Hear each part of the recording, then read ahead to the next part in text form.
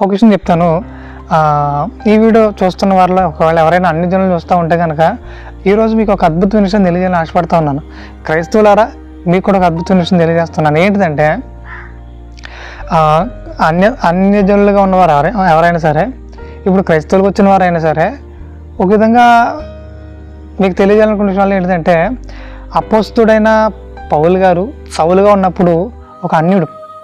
ఇలాంటి అన్యుడిని, ముఖ్యంగా దేవుని పనికి ఆటంకం వ్యక్తిని చంపేయాల్సిన టైంలో చంపకుండా తన దగ్గర చేర్చుకోవడమే కాదు. 15 వచ్చిన ఒకసారి చూద్దాం.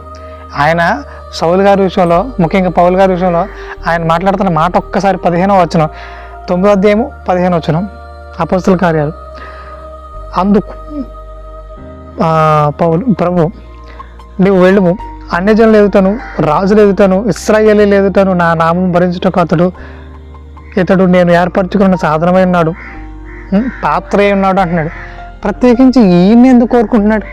ఇలాంటి హింసించే హానికరుడట, హింసకుడట, నరహంతకుడట, ఇలాంటి భయంకరమైన పరిస్థితుల్లో ఉన్న వ్యక్తిని ఇతను ఎందుకు కోరుకోవాలి దేవుడు? ఇంకెవరు లేరా భూప్రపంచం మీద?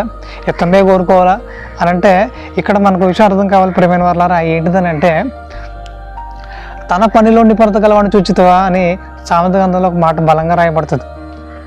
తన పనిలో నిపుణత గలవాడిని చూచితవా, వాడు రాజుల ఎదుటనే నిలబడును అంటున్నాడు. అంటే రాజు ఎదుట నిలబడాలంటే నిపుణత కావాలి అంటున్నాడు.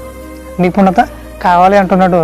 ముఖ్యంగా అన్ని జనులుగా ఉన్నప్పటికీ తాము చేసే పని ఏదైతుందో ఆ పని విషయంలో నిబద్ధతగా ఉన్నారా? తాము చేసే భక్తి ఏదైతుందో ఆ భక్తి విషయంలో నమ్మకంగా ఉన్నారా? దేవునికి వాళ్ళే కావాలి. దేవునికి వాళ్ళే కావాలి. ముఖ్యంగా ఇప్పుడు క్రైస్తవులకి ఎంటర్ అయిన వారు ఎవరైతే ఉన్నారో, మీరు నిజంగా ధన్యులు. దేవుడు మీ దగ్గర ఏవో అద్భుతమైన క్వాలిటీస్ చూశారు. వాటిని ఎవరు క్రైస్తవంలోకి రారు. వచ్చారంటే వాళ్ళు మతంలోకి వచ్చినట్టే. అంటే చాలామంది ప్రలోభాలకు గురయ్యి దేవుడు మాకు అది ఇస్తాడు ఇది ఇస్తాడని చాలామంది క్రైస్తవులకు ఎంటర్ అవుతున్నారు. అలాంటి వారిని దేవుడు కోరుకోవట్లేదు. అలాంటి వారిని దేవుడు అసహించుకుంటున్నాడు అనేది గుర్తుపెట్టుకోండి. ప్రత్యేకించి దేవుడే కోరుకుని తన దగ్గర చేర్చుకుంటున్నాడంటే మీ దగ్గర ఆయనకు నచ్చింది ఏదో ఉందన్నమాట. ఇప్పుడు క్రైస్తవంలో కొనసాగుతున్న వాళ్ళారా, దేవుని చిత్తాన్ని తెలుసుకోవాలని, దేవుని యొక్క ఇష్టాలను తెలుసుకోవాలని, సత్య మార్గంలో కొనసాగాలని ఎవరైతే ఆసక్తిగా వెతుకుతున్నారో వారికి నేను తెలియజేస్తున్నాను, మీలో ఆయన ఏదో ఒక అద్భుతమైన క్వాలిటీస్ చూశాడు, ఏదో మంచి లక్షణం చూశాడు ఆయన. సో ఆ లక్షణాన్ని మరింత ఇంప్రూవ్మెంట్ చేసుకుంటూ దేవునికి మరింత నమ్మకంగా కొనసాగే ప్రయత్నం చేయండి. దేవుడు మిమ్మల్ని వాటినే సెలెక్ట్ చేసుకోలేదు. ఆ విషయాన్ని గుర్తుపెట్టుకోండి.